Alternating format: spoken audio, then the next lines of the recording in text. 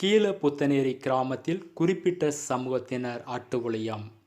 தூத்துக்குடி மாவட்டம் முறப்பநாடு அருகே உள்ள தேவேந்திரகுல வேளாளர் சமுதாய மக்கள் வசிக்கும் கீழப்புத்தனேரி கிராமத்தில் நேற்று இரவு ஒரு குறிப்பிட்ட சமூகத்தினர் அட்டுழியத்தில் ஈடுபட்டுள்ளனர்.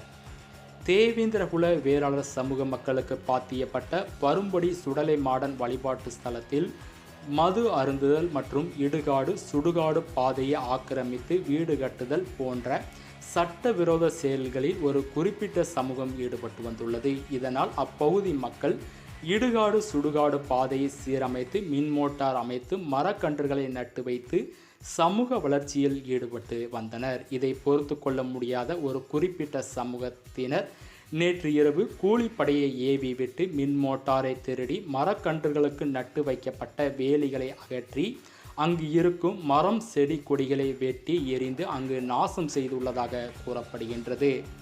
இது குறித்து காவல்துறை உடனடியாக குற்றவாளிகளை கைது செய்து உரிய பொருட்களை மீட்டு தர வேண்டும் என கீழப்புத்தனேரி கிராம சமூக மக்கள் கேட்டுக்கொண்டுள்ளனர்.